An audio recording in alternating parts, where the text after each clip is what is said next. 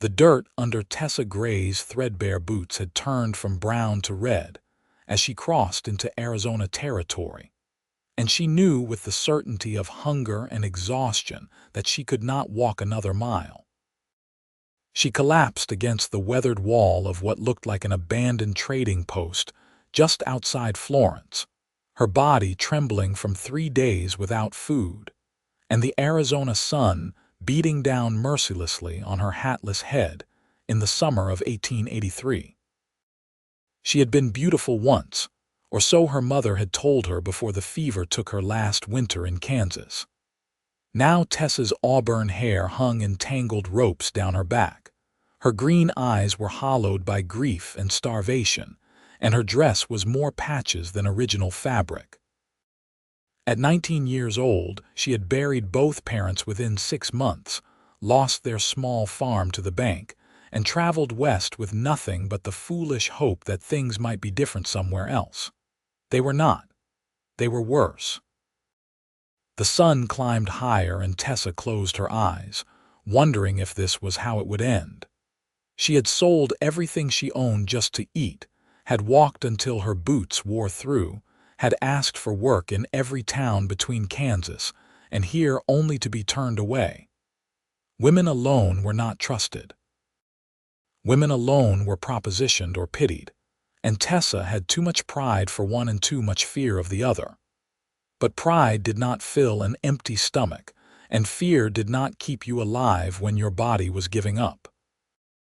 She must have fainted because when she opened her eyes the sun had shifted and a shadow fell across her face.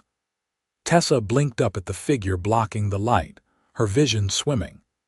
The man was tall, broader than any man she had seen, with shoulders that seemed to span the whole sky. He wore a dusty brown hat and a look of concern on a face that was tanned and weathered but could not have been more than 25 years. "Miss, you all right?" His voice was deep and gentle, incongruous with his size. Tessa tried to speak, but her throat was too dry. She managed to shake her head. The man crouched down, his blue eyes scanning her face with an intensity that made her want to look away, but she could not summon the energy. "When did you last eat?" 3 days, she whispered. "Maybe 4. He did not hesitate. In one smooth motion, he scooped her up as though she weighed nothing at all, cradling her against his chest.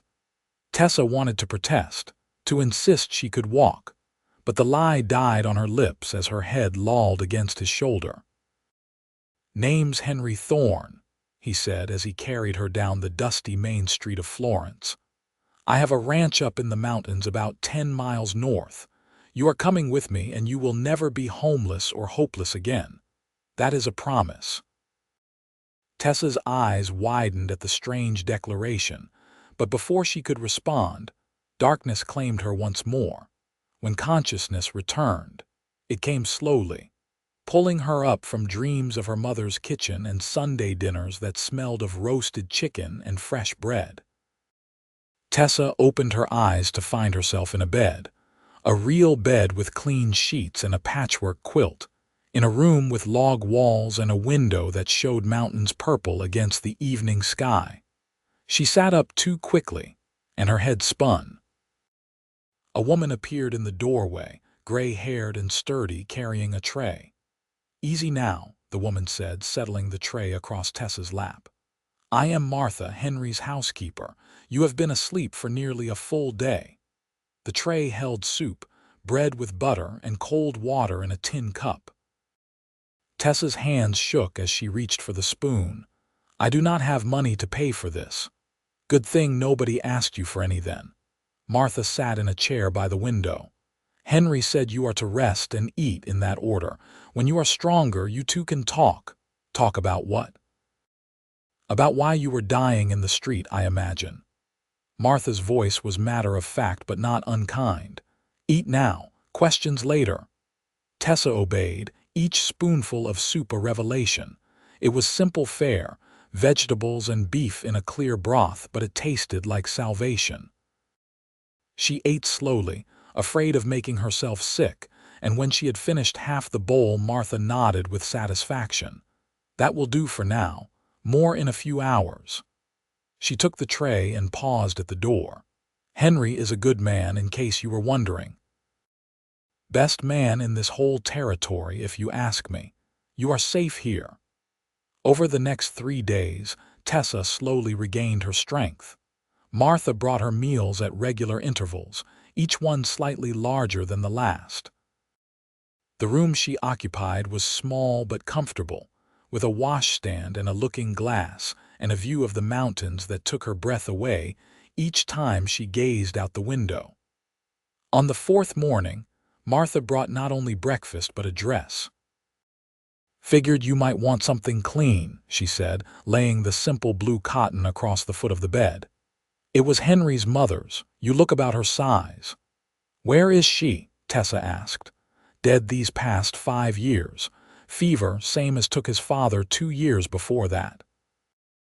Martha smoothed the fabric with one weathered hand. This ranch was their dream.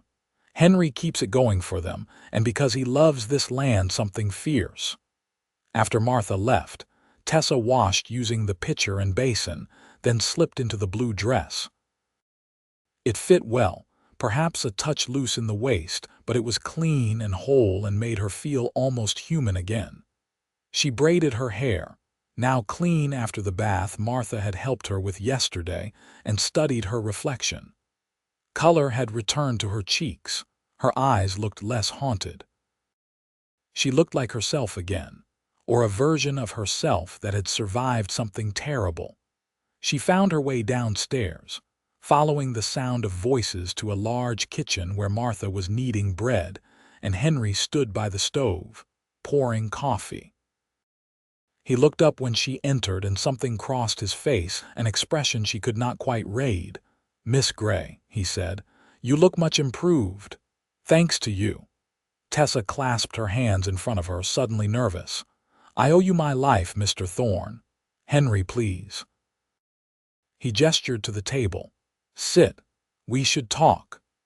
They sat across from each other, cups of coffee steaming between them. In the better light of morning, Tessa could see Henry more clearly. He was indeed large, well over 6 feet, with broad shoulders and strong hands scarred from work. His face was honest and open, with blue eyes that seemed to see right through pretense. His dark hair needed cutting and his jaw was shadowed with stubble, but there was something inherently trustworthy about him. "Martha tells me you have been taking good care of me," Tessa said. "Martha has been taking good care of you," Henry corrected. "I just carried you here. Still, I am grateful." She wrapped her hands around the warm cup.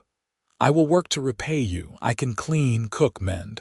I worked our farm back in Kansas until," her voice caught. "Until," Henry prompted gently. The whole story came pouring out. Her father's death from a heart that simply stopped in the middle of plowing. Her mother's decline through the winter, the fever that took her in March. The bank foreclosing because her father had borrowed against the land. The journey west that had seemed like hope at first, then became an endurance test, then a nightmare of hunger and fear and the growing certainty that she would not survive. "I tried to find work," Tessa said, wiping at her eyes with the back of her hand. "But no one wants a woman alone. They think I am a fallen woman or they make offers I cannot accept." Henry's jaw tightened. "What kind of offers?" "The kind that would make me fallen," she said quietly. He was silent for a long moment, his large hands wrapped around his coffee cup. "I could use help here on the ranch," he said finally. "Martha is getting older and she has more work than one woman can manage. Cooking, cleaning, preserving, mending.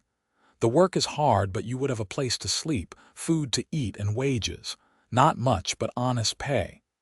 Tessa stared at him. "You would hire me, just like that?" "I am a good judge of character, Miss Grey. You are not looking for charity, you are looking for a chance. I can give you that." He met her eyes. "But I need to be clear about something. This is a business arrangement. You work for me, I pay you, nothing more. I will not take advantage and I will not tolerate gossip from the town. Martha lives here too, so everything is proper." "I understand," Tessa said, relief flooding through her. Thank you so much. Then we have an agreement. Henry stood and extended his hand. When Tessa placed her smaller hand in his grip was warm and firm. Welcome to Copper Creek Ranch, Miss Grey. The name suited the place. A creek did run through the property, its water clear and cold from the mountains, and if you looked carefully in the stream bed, you could see flecks of copper glinting in the sunlight. The ranch itself consisted of the main house where Henry and Martha lived, a bunkhouse that currently stood empty, a barn that housed 6 horses and 2 milk cows, and various outbuildings for storing equipment and preserving food. Henry ran cattle, several hundred head that ranged in the mountain meadows, and he worked the ranch mostly alone except during roundup when he hired temporary help from town. It was a hard life but an honest one, and as Tessa learned the rhythms of the ranch over the following weeks, she found herself settling into a peace she had not known since before her father died. Martha taught her where things were kept and how Henry liked things done. He was not a demanding man, but he was particular. His coffee strong and black, his meals hearty and on time, his clothes mended invisibly, his house kept clean but not fussy. He worked from before sunrise until after dark most days, coming in only for meals and falling into bed exhausted. Tessa saw him mostly at breakfast and dinner. He was quiet, not given to unnecessary conversation, but he was always polite, and occasionally she caught him watching her with an expression she could not decipher. She tried not to read anything into it. He had been clear about their arrangement, and she had no reason to think he saw her as anything more than an employee. But she noticed things about him. The way he was gentle with the horses, talking to them in a low voice as he brushed them down. The way he always removed his hat when he entered the house. The way he read in the evenings when he had time, sitting by the lamp with a book of poetry or philosophy. The way he had fixed the loose board on the porch steps without being asked because he noticed she had tripped on it. August faded into September, and the air took on a crispness that spoke of autumn coming.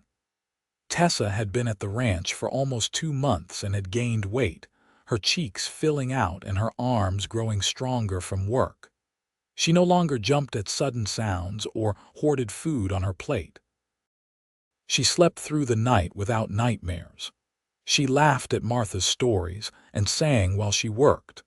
One Saturday evening, Henry announced he would be riding into Florence the next morning for supplies and asked if Tessa wanted to come along. She hesitated, remembering the stares she had received as a destitute wanderer, but Martha encouraged her. "You need fabric for a new dress," the housekeeper said, "and it would do you good to see something besides this ranch." So Sunday morning found Tessa sitting beside Henry on the wagon seat, wearing her blue dress and a bonnet Martha had loaned her, watching the mountains roll past as the horses pulled them toward town. Henry was quiet as usual, but it was a comfortable silence, broken only by the jingle of harness and the creak of wheels. "Have you been to Florence before?" Tessa asked. "Many times. It is the closest town, about 10 miles south. Small but respectable." He glanced at her. "Stay close to me. Some of the men can be rough." Florence was indeed small, a single main street lined with wooden buildings. There was a general store, a saloon, a church, a hotel, a smithy, and a handful of other establishments. Henry tied the horses in front of the general store and helped Tessa down from the wagon, his hands spanning her waist easily. Inside, the store smelled of coffee and leather and pickles. The proprietor, a thin man with spectacles, greeted Henry warmly. "Mr. Thorne, good to see you. What can I get for you today?" Henry pulled a list from his pocket and handed it over. While the proprietor gathered items, Tessa wandered to the back where bolts of fabric were displayed. She ran her fingers over a simple green calico, thinking it would make a nice, everyday dress. "That would suit you," Henry said, appearing at her elbow. "Matches your eyes." Tessa looked up, surprised. "I was just looking." "I know, but you need fabric for a dress and Martha says 3 yards should do it." He lifted the bolt and carried it to the counter before she could protest. "I can pay for it myself," Tessa said, following him. "From my wages." "Your wages are for you to save or spend as you wish. The fabric is part of your employment, same as the food you eat and the roof over your head." His tone left no room for argument. They loaded the supplies into the wagon and were preparing to leave when a voice called out. "Henry Thorne!" "That really you?" A man approached, well dressed in a suit that looked out of place in the dusty street. He was perhaps 30, with dark hair and a smile that did not reach his eyes. Henry's expression shuddered. "Calvin," he said neutrally. "Heard you were still playing rancher up in those mountains." The man's gaze slid to Tessa. "And who is this lovely creature?" "Miss Grey, my housekeeper." "Miss Grey, this is Calvin Porter. He owns the bank." "Housekeeper," Calvin repeated, his smile widening. "How fortunate for you, Henry, though I must say if I had a woman that pretty in my house, I would call her something other than housekeeper." Tessa felt her face flush and Henry stepped between them. "Watch your tongue, Porter." "No offense meant," Calvin said smoothly, but his eyes glittered with malice. "I am simply observing that you have excellent taste in housekeepers." Henry took Tessa's arm and steered her to the wagon. "We are leaving now." As they drove out of town, Tessa could feel the tension radiating from Henry. Finally she asked, "Who was that man?" "Trouble." Henry kept his eyes on the road. "Calvin Porter owns half the businesses in Florence and has been trying to buy my ranch for years. I keep refusing and he keeps looking for ways to force my hand." "Why does he want your ranch?" Water rights.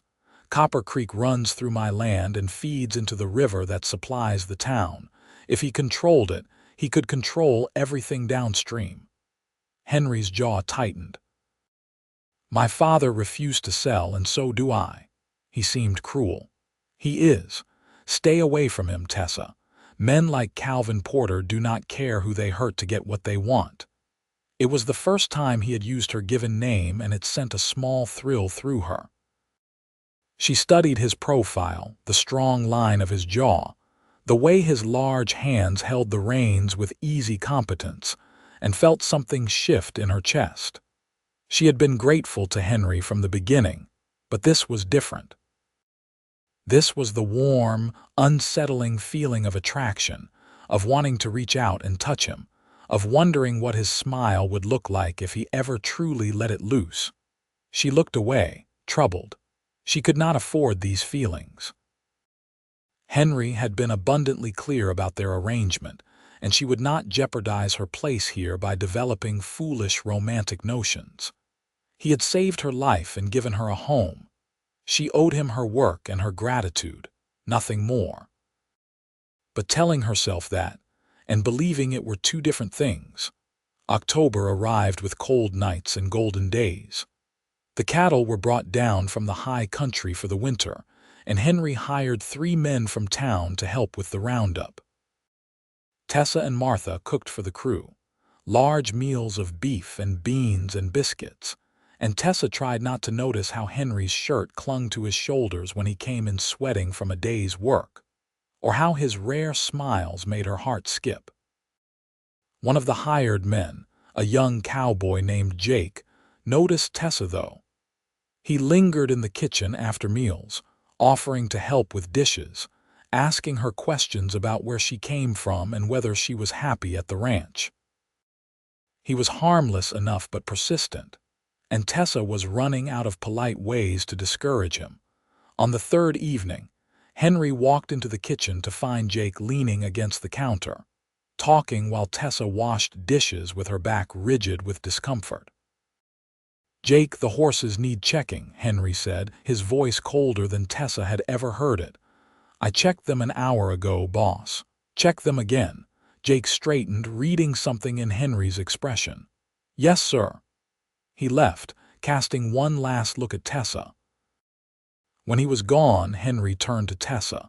Has he been bothering you? He is just friendly. That is not what I asked. Tessa set down the dish she was washing. He makes me uncomfortable, but I can handle it. You should not have to handle it. This is your home. You should feel safe here. Henry's hands curled into fists at his sides. I will speak to him. Please do not fire him. We need the help. I am not going to fire him. I am going to explain that if he makes you uncomfortable again, then I will fire him. There is a difference. Henry's blue eyes were intense. You are under my protection, Tessa. That means something. Her heart hammered in her chest. Thank you. He held her gaze for a long moment, something unspoken passing between them, then turned and walked out. Tessa sagged against the counter, her hands trembling. Whatever was happening between them was growing stronger, an undercurrent that pulled at her every time they were in the same room. Martha appeared from the pantry, giving Tessa a knowing look. That man is falling for you. He is my employer. He is a man, and you are a woman he admires. I have known Henry since he was a boy. I have never seen him look at anyone the way he looks at you. Martha began drying the dishes Tessa had washed. The question is, how do you feel about him? It does not matter how I feel. He made it clear this is a business arrangement. Henry is cautious. He has been hurt before. Martha's voice softened. There was a girl few years back, pretty thing from town. She made him think she cared for him, but she was only interested in the ranch. When she realized how hard the life was, how isolated, she left him for a merchant in Tucson. Broke his heart. Tessa absorbed this information, understanding clicking into place. So he keeps his distance. He keeps his distance until he is sure, but I see the way you look at him too, child, like he hung the moon. Martha smiled. Give it time. The truth will come out. The roundup finished and the hired men left, including Jake, who kept his distance after whatever Henry had said to him. The ranch settled back into its quiet rhythm as November brought the first snow to the mountain peaks. Tessa had been there 4 months now and felt more at home than she had anywhere since her parents died. She and Henry had fallen into an easy companionship. He taught her to ride one of the gentler horses, a mare named Daisy, and on Sunday afternoons they sometimes rode out together to check on the cattle or simply to see the land. Henry knew every inch of his property, and he shared it with her, showing her the hot spring hidden in a canyon, the meadow where wildflowers grew thick in spring, the high ridge where you could see all the way to Florence on clear days. On one such ride in early December, they stopped to rest the horses by the creek. The water ran clear and cold, edges crusted with ice where the current slowed. Tessa dismounted and walked to the bank, watching the water flow over smooth stones. It is beautiful here, she said. I see why you love it. Henry joined her, standing close enough that she could feel the warmth radiating from him. My parents used to bring me here when I was a boy. My father said this land was worth fighting for, worth dying for. You believe that? I do. This land is not just dirt and rocks. It is freedom. It is a legacy. It is everything my parents dreamed. He was quiet for a moment. Calvin Porter wants to turn it into profit, dollars and cents. He would dam the creek, drill for copper, tear up the meadows over my dead body. The fierce conviction in his voice made Tessa look up at him. He will not win, not against you. I hope you are right. Henry met her eyes, and suddenly the air between them felt charged, electric. Tessa, I need to tell you something. Her heart began to pound. What? I know I said this was just business between us, that you worked for me and nothing more. But he stopped, seeming to struggle for words. I care for you, more than an employer should. I wake up thinking about you and fall asleep the same way. When you smile, it is like the sun coming out. When you are sad, I want to fix whatever is wrong. I am falling in love with you and I do not know how to stop or if I even want to." Tessa could barely breathe. "Henry, I am not asking you to feel the same.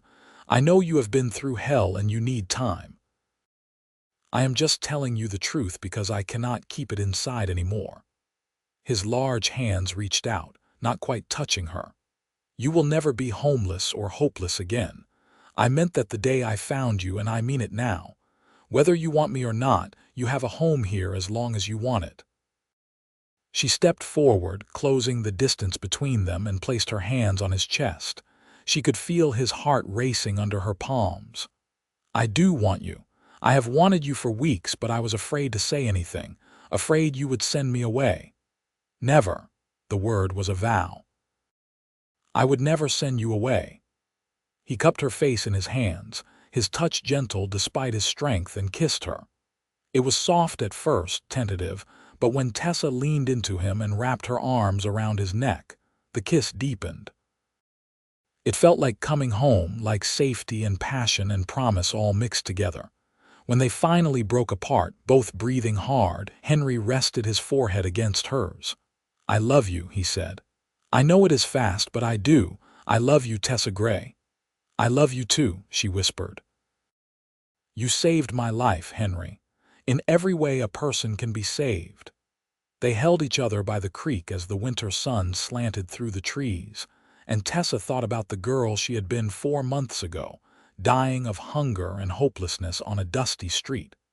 That girl was gone. In her place was a woman who had found not just a home but a future, not just safety but love. Christmas came, and Henry surprised Tessa with a gift, a beautiful shawl in deep green wool that he had ordered from Tucson. She gave him a shirt she had sewn from fabric she had bought with her saved wages, every stitch a labor of love. Martha made a feast, and they ate together, the three of them, in the warm kitchen while snow fell outside. That night, after Martha had gone to bed, Henry and Tessa sat by the fire in the main room. She leaned against him, his arm around her shoulders, and felt completely content. "Will you marry me?" Henry asked suddenly. Tessa sat up, searching his face. "What? Marry me, be my wife?" "I know it is soon, but I am sure. I have never been more sure of anything." He took her hand. "I want to spend my life with you, Tessa. I want to build something together. I want children and grandchildren and 50 years of watching the sun rise over these mountains with you beside me." Tears spilled down her cheeks. "Yes, yes, I will marry you." He kissed her again, and this kiss was different, full of promise and forever. When they broke apart, he grinned, and Tessa finally saw what his full smile looked like. It was glorious. They were married in Florence in January of 1884, in the small church with Martha as witness and half the town in attendance. Tessa wore a new dress in pale blue, and Henry wore his best suit and looked so handsome her breath caught.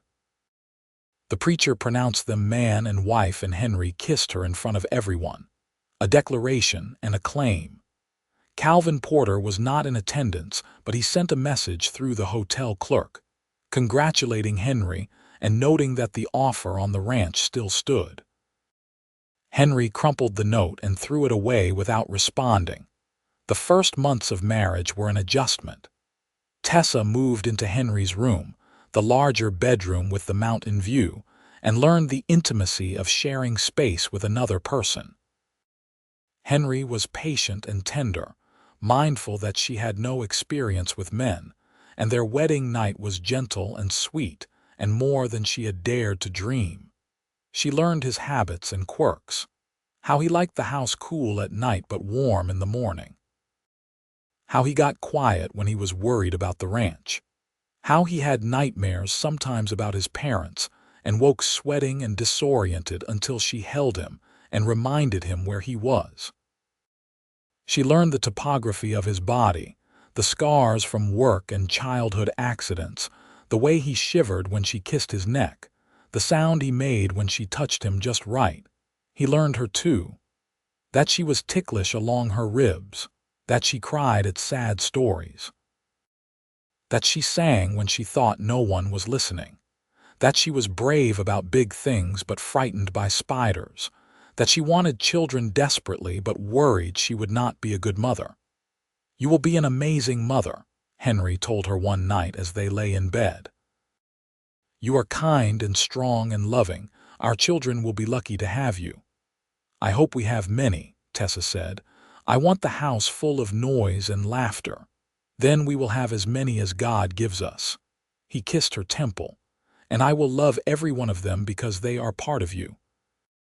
Spring came and the meadows exploded with wildflowers.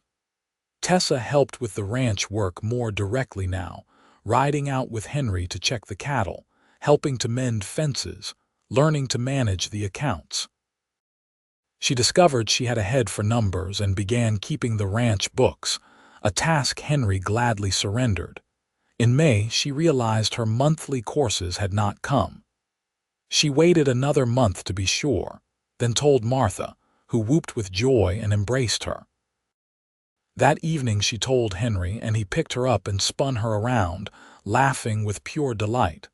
"A baby," he kept saying. "We are going to have a baby."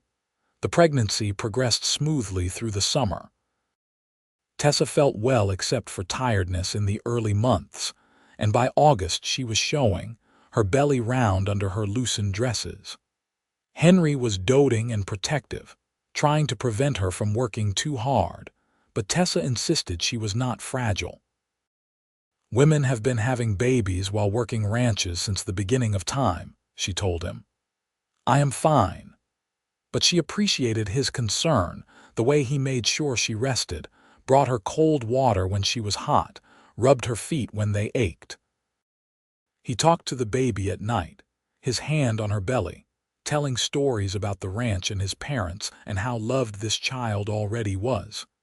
In September, when Tessa was 7 months along, Calvin Porter rode up to the ranch. Henry was out checking the northern pasture and Tessa was in the garden harvesting vegetables when she heard the horse. She stood, shading her eyes, and her stomach sank when she recognized the banker. He dismounted and walked toward her, his smile oily. "Mrs. Thorne, how lovely to see you. And looking so very pregnant. Congratulations." "Thank you. What do you want, Mr. Porter? Just a neighborly visit. Is Henry around?" "He is working. You should come back another time." "I think I will wait." He settled himself on the porch steps, uninvited. "We can chat while I do." "How are you finding ranch life? Must be quite different from being homeless." The words were a slap. Tessa felt her face burn. "I am finding it quite agreeable, thank you." "Of course, you would say that. You landed on your feet, as they say." "Went from starving in the street to mistress of a prosperous ranch. Very clever of you." His eyes glittered with malice. "Some might even say calculated. You need to leave." "I am simply making an observation. Henry is a good man, perhaps too good. Naive, even. He sees the best in people, which makes him easy to take advantage of." Calvin stood and walked closer. "But I see through you, Mrs. Thorne. You are an opportunist who saw a lonely man with land and decided to secure your future." Tessa's hands balled into fists. "You know nothing about me or my marriage. I know that Henry is going to lose this ranch. It is only a matter of time. He is overextended, understaffed, and one bad season away from bankruptcy. When that happens, where will you be? Back on the street. Get off our land. Or perhaps you will come to me. I could use a woman like you, someone willing to do whatever it takes to survive. I pay well." He reached out to touch her face and Tessa slapped his hand away. "Touch me again and I will shoot you," Calvin laughed. "Such fire. Henry is a lucky man, for now." He walked back to his horse and mounted. "Give him my regards. Tell him the offer still stands, though the price has gone down. Property values fluctuate, you understand." He rode away and Tessa stood shaking with anger and fear. She wanted to dismiss his words as lies meant to wound, but the fear took root. What if Henry was in financial trouble? What if they did lose the ranch? She had been so happy she had not thought to look for cracks in the foundation. When Henry returned that evening, she told him about the visit and Calvin's words. Henry's face went hard. "He is trying to scare you. The ranch is fine, Tessa. We are not rich, but we are not in danger of losing anything. He said you are overextended. I took a loan last year to buy more breeding stock, but it is manageable. Calvin is just trying to create doubt." Henry pulled her close. "I would tell you if we were in trouble. I promise. Our future is secure." Tessa wanted to believe him, and mostly she did, but a seed of worry remained. She began to pay more attention to the account books, reconciling income and expenses, and what she found was both reassuring and troubling. Henry had been truthful about their financial situation. They were not in immediate danger. But they were also not as comfortable as she had thought. And if anything went wrong, cattle sickness or drought or low market prices, they could find themselves in a precarious position. She decided not to mention this to Henry. He had enough to worry about, and she did not want to add to his burden. Instead, she began looking for ways to economize, to stretch their resources further, to build up a small reserve. In late January of 1885, on a night when the wind howled around the house and snow fell thick, Tessa went into labor. Martha boiled water and gathered towels while Henry paced the kitchen, white-faced and terrified. The labor was long and hard, lasting through the night and into the next day. Martha coached Tessa through each contraction, holding her hand, wiping her face with cool cloths. Henry was allowed in the room as Tessa begged for him, and he sat behind her on the bed, supporting her weight, murmuring encouragement. "You are so strong. You can do this. I love you so much." Just a little longer. Finally, as the sun set on the second day, their son was born. He came into the world squalling, red-faced and perfect, and Martha placed him on Tessa's chest. Tessa looked down at him through tears, at his tiny fingers and dark hair, and the way he immediately quieted at the sound of her voice. "Hello, little one," she whispered. "We have been waiting for you."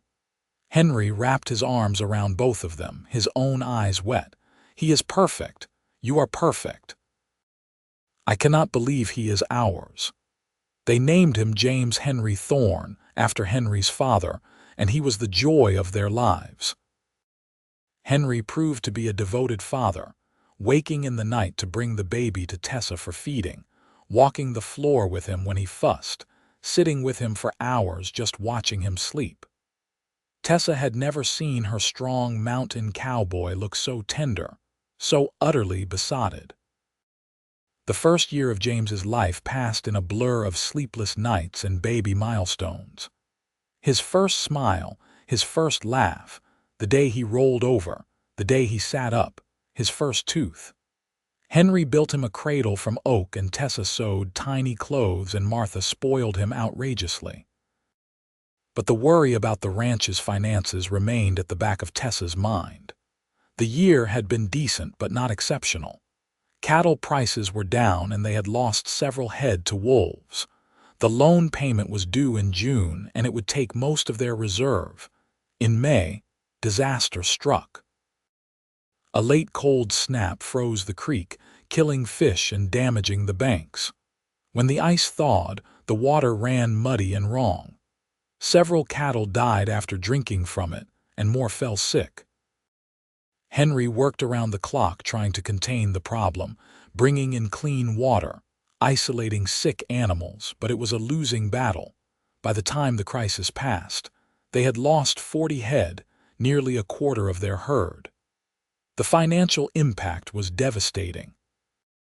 They could not make the loan payment without selling more cattle, but if they sold too many, they would not have enough breeding stock to sustain the ranch long term. Henry sat at the kitchen table, head in his hands, and Tessa could see the weight of failure crushing him. She sat beside him, taking his hand. "We will find a way," she said. "We always do. There is no way. I am going to lose the ranch, Tessa. Everything my parents built, everything I promised to protect, I am going to lose it all." His voice broke. "I am going to fail you and James." "No. No, you are not." Tessa's mind raced. "What if we talked to another bank, got a different loan to pay off Calvin's?" "No other bank will lend to me. Calvin owns them or has influence over them. He has been waiting for this, Tessa. He has been waiting for me to fail so he could swoop in and take everything." Tessa thought about Calvin's words, his cruel smile, the way he had looked at her. An idea formed, terrible and desperate, but possibly their only chance. "What if I talked to him?" Henry's head snapped up. "Absolutely not. Just hear me out. What if I went to him, woman to woman so to speak, and appealed to his better nature?" "He does not have a better nature. And it would not be woman to woman, it would be you putting yourself in danger. I have seen the way he looks at you, Tessa. Like you are something he wants to own. I can handle Calvin Porter." "No." Henry stood, his voice firm. "I will not have you degrading yourself by begging that man for anything. I will find another way." But there was no other way. The loan came due and they could not pay it. Calvin sent a notice that he was beginning foreclosure proceedings. They had 60 days to vacate the property. The night they received the notice, Henry did not come to bed. Tessa found him sitting on the porch in the dark, staring out at the mountains he was about to lose. She wrapped a shawl around her shoulders and sat beside him. "I am so sorry," he said. "I brought you here and promised you would never be homeless again. I am breaking that promise. We will be together. That is what matters. It matters that I failed. It matters that my son will grow up without his legacy. It matters that Calvin Porter wins." The bitterness in his voice was corrosive. Tessa leaned her head on his shoulder. "It is not over yet," but it felt over. They began the grim process of preparing to leave, packing what they could take, making arrangements for the cattle and horses. Martha cried when they told her, insisting she would come with them wherever they went. Henry contacted ranches in Montana and Wyoming, looking for work as a foreman. The responses were not promising. 2 weeks before they were set to leave, a rider came to the ranch. He was well dressed, carrying himself with authority, and asked to speak to Henry and Tessa together. They received him in the parlor, confused and wary. "My name is Samuel Green," he said. "I am an attorney from Phoenix. I represent the estate of Margaret Thorne." Henry frowned. "My mother has been dead 5 years. I am aware. But her will is only now being properly executed. There was an error in the probate process, recently discovered and corrected." Samuel pulled papers from his case. "Your mother came from a wealthy family in Boston, as you may know. When she died, she had an inheritance from her own mother that had not yet been distributed. That inheritance was to pass to you, her only child, but the documentation was misfiled." "What are you saying?" Tessa asked, her heart beginning to race. "I am saying that Henry Thorne is the beneficiary of a substantial sum, $20,000 to be exact, plus accumulated interest over the 5 years. The room spun. $20,000 was more money than Tessa had ever imagined. It was more than enough to pay off the loan, rebuild the herd, and still have plenty left over. Henry seemed frozen. "I do not understand. My mother never mentioned an inheritance. She may not have known the full extent. Her mother died suddenly, and the estate was complex. These things happen." Samuel laid the papers on the table. "The money is yours, Mr. Thorne. All you need to do is sign these documents and it will be transferred to your bank." "Not Calvin's bank," Henry said quickly. "I can arrange for it to go to a bank in Tucson if you prefer. One that has no connection to Florence or Mr. Porter." Samuel smiled. "Congratulations, Mr. Thorne. Your troubles are over." After Samuel left with documents signed and arrangements made, Henry and Tessa stood in the parlor holding each other. Tessa was crying and Henry's shoulders shook with silent sobs. "We are saved," Tessa whispered. "The ranch is saved. I cannot believe it. I keep thinking I am going to wake up." Henry pulled back to look at her. "My mother saved us. Even from the grave, she protected this land." The money arrived within a week and Henry paid off the loan in full, taking great satisfaction in delivering the payment to Calvin Porter's bank in person. The banker's face when he saw the sum was worth every moment of fear they had endured. Henry also made sure to let him know they would be moving all future business to Tucson. With the financial pressure lifted, life at the ranch transformed. They rebuilt the herd, bought better breeding stock, hired 2 permanent ranch hands to help with the work. Henry was able to focus on improving the property rather than just surviving. He built a new barn, expanded the house to add more bedrooms for the children they hoped to have, and installed a proper kitchen for Tessa with a modern stove. That fall, Tessa discovered she was pregnant again. This time the pregnancy was easier, perhaps because she was not worried about losing everything. In April of 1886, she gave birth to a daughter they named Rose Margaret, after Henry's mother. Rose had her father's blue eyes and her mother's auburn hair, and a sunny disposition that charmed everyone who met her.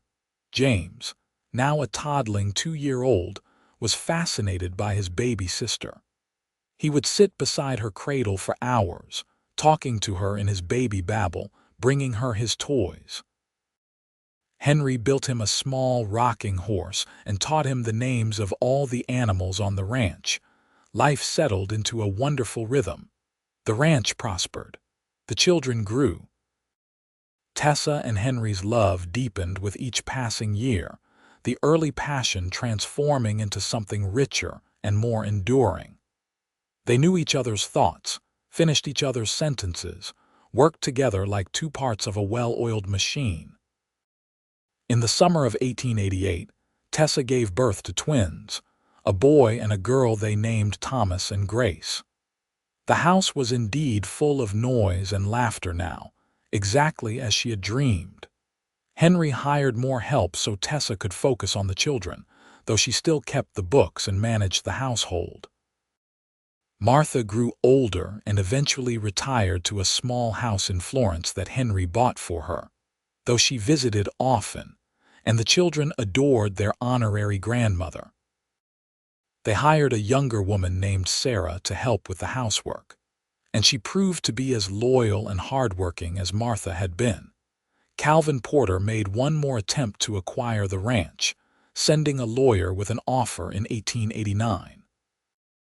Henry sent him back with a message that the property was not for sale at any price now or ever, and that if Calvin bothered them again, Henry would take legal action for harassment. They never heard from him after that. Years passed in a blur of seasons.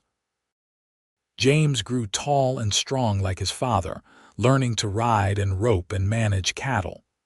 Rose was smart and stubborn, insisting on learning everything her brother learned. The twins were inseparable, always together, always getting into mischief. In 1891, Tessa gave birth to their 5th child, another son they named David. The house that had once felt large now felt just right, full of children's voices and the constant activity of a growing family. Tessa sometimes thought back to the girl she had been in 1883, dying on that street in Florence, and could barely recognize her. That girl had been hopeless and homeless, convinced her life was over. This woman was neither. She was loved and cherished, the heart of a family, the co-builder of a legacy. She had 5 beautiful children and a husband who still looked at her like she was the most precious thing in the world. She had a home that was truly hers, land that stretched to the mountains, and a future that seemed limitless. One evening in late fall of 1895, when the children were in bed and the house was finally quiet, Tessa and Henry sat on the porch watching the sun set behind the mountains. She was 41 now, her auburn hair threaded with gray, her body marked by childbirth and hard work. Henry was 43, his dark hair also graying, his face more lined but still handsome to her eyes. "You remember the day we met?" Henry asked, his arm around her shoulders. "Every detail. You were like a mountain blocking out the sun. You were barely conscious. I thought you might not survive the ride back here. I would not have survived without you." Tessa leaned into him. "You told me I would never be homeless or hopeless again. You kept that promise." "Best promise I ever made." He kissed the top of her head. "You know what the amazing thing is? I thought I was saving you that day, but you saved me just as much. Before you, this was just a ranch, just land and work and loneliness. You made it a home. You gave me a family. You gave me everything." Tears pricked Tessa's eyes. "We saved each other then." "We did." Henry tilted her face up to kiss her properly, "and I would do it all again in a heartbeat." Inside the house, one of the children called out, probably David having a nightmare. Tessa started to rise, but Henry stopped her. "I will go. You rest." She watched him walk inside, this mountain of a man who was so gentle with their children, and felt her heart overflow with gratitude. Life had not been easy. They had faced hardship and fear and moments when everything seemed lost. But they had faced it together, and that had made all the difference. The years continued to pass. The children grew and eventually began to leave, one by one, to start their own lives. James married a girl from Florence and started his own ranch on land Henry gave him. Rose shocked everyone by going to school in Phoenix to become a teacher. The twins both stayed close, Thomas helping run the ranch and Grace marrying a neighboring rancher. David, the baby, showed an interest in law and went east to study. By 1910, Henry and Tessa were in their 50s, their children grown, and the house was quiet again except for the frequent visits of grandchildren. They had 12 grandchildren by then, with more on the way, and the family gatherings were loud and joyous affairs. Henry's hair had gone completely white, and he moved a little slower now, but he still worked the ranch every day, refusing to fully retire. Tessa's hands were gnarled with arthritis, but she still kept the books and managed the household and made sure everyone was fed when they came to visit. One summer day, as they sat by the creek where Henry had first told Tessa he loved her, they held hands and watched the water flow. 27 years, Tessa said. "It has been 27 years since you found me." "Best day of my life," Henry said. "Well, tied with the day you married me and the days our children were born. So many good days, and many more to come." Henry squeezed her hand. "I love you, Tessa Thorne, more now than I did that day by the creek, and I loved you powerfully even then. I love you too." She rested her head on his shoulder, exactly as she had done so many times over the years. "Thank you for saving me. Thank you for letting me." They sat in companionable silence as the sun moved across the sky and the water murmured over stones. The ranch spread around them, green and prosperous, a testament to hard work and love and the promise one man had made to one desperate woman on a dusty street in Florence. "You will never be homeless or hopeless again." It had been more than a promise. It had been a prophecy, a future spoken into existence through determination and devotion. Henry had given Tessa a home and hope, and she had given him the same. Together they had built something that would last long after they were gone, a legacy of love that would pass down through generations. As the years advanced, Henry and Tessa remained inseparable. They celebrated their 30th anniversary in 1914, with all their children and grandchildren gathered at the ranch, a feast that lasted 2 days and filled the house with 3 generations of laughter and love. Henry gave Tessa a necklace with an emerald pendant, the stone the color of her eyes, and she gave him a new saddle she had commissioned from the finest leather worker in Phoenix. They danced that night in the parlor, slowly and carefully, their bodies not as young as they once were, but their love as fresh as ever. Their children watched with tears in their eyes, seeing the devotion that had sustained their parents through nearly 3 decades of marriage. "They are remarkable," Rose said to James, "after everything they went through to still love each other so much." "Father always says that hard times make strong bonds," James replied. "They survived together. That is not something you forget." Henry and Tessa did not hear this conversation. They were too absorbed in each other, moving to music only they could hear, remembering the young man and woman who had found each other when both needed finding most. In the fall of 1917, Henry fell ill with pneumonia. It came on suddenly, a cough that turned serious within days. Tessa nursed him around the clock, refusing to leave his side despite the doctor's warnings that she might catch it herself. She did not care. She had promised to be with him in sickness and health, and she would keep that promise. The children came home, gathering around their father's bedside. Henry rallied briefly, well enough to speak to each of them, to give advice and blessing and to tell them how proud he was. To James, he entrusted the continued running of the ranch. To Rose he gave his mother's jewelry. To Thomas and Grace he gave parcels of land. To David he gave his collection of law books. To Tessa he gave his hand and his final words. "I've had a good life," he said, his voice weak but clear. "Every day with you was a gift. I am not afraid, my love. I will wait for you on the other side, and we will have eternity together." "Do not leave me yet," Tessa whispered, tears streaming down her face. "Please, Henry, I am not ready. You are the strongest person I know. You will be fine." He touched her face with fingers that trembled. "You were dying when I found you, and look at the life you built. Look at our family, our legacy. You did that, Tessa. You took the home I offered and made it a home worth having. We did it together." "We did it together," he agreed. "And that is how it will always be, together even when we are apart. You are part of my soul, Tessa. Death cannot change that."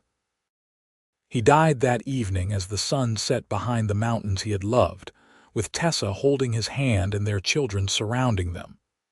It was peaceful, as much as death can be peaceful, and Tessa found a small comfort in knowing he had not suffered long. The grief, however, was immense. Henry had been her partner for 33 years, her love, her best friend, the father of her children. Without him, the world felt empty and wrong.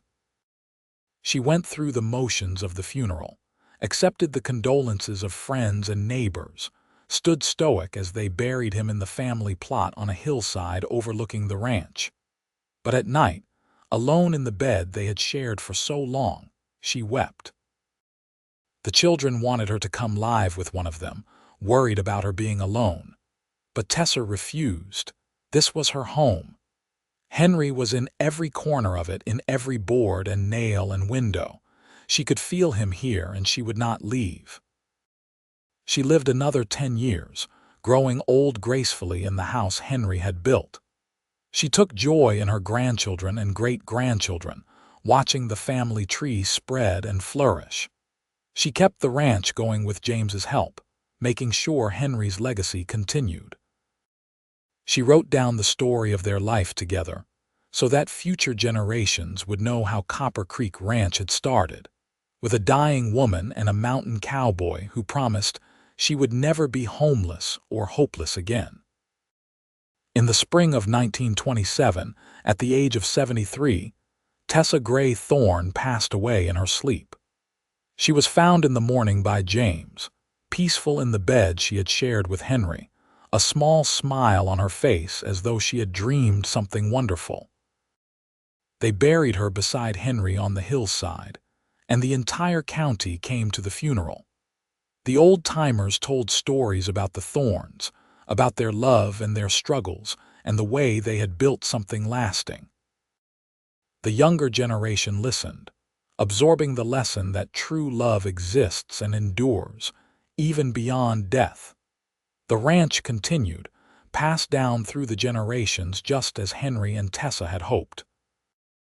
James ran it until his own children were old enough. Then they took over, and their children after them.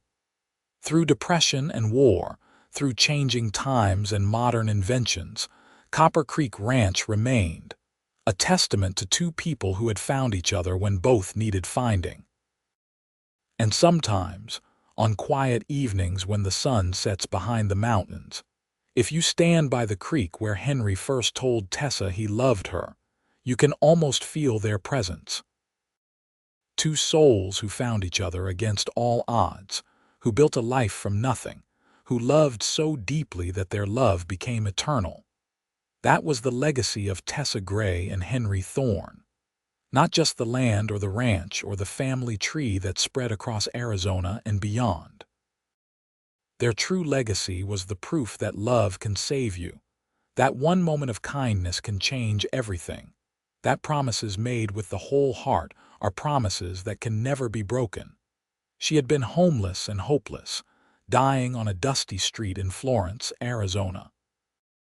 He had been a lonely mountain cowboy with a ranch and a dream. Together, they became something neither could have been alone. They became a love story for the ages, a reminder that even in the hardest times, even when all seems lost, hope can find you in the form of another human being who looks at you and says, with absolute certainty, you will never be homeless or hopeless again. And sometimes, if you are very lucky, that promise is just the beginning,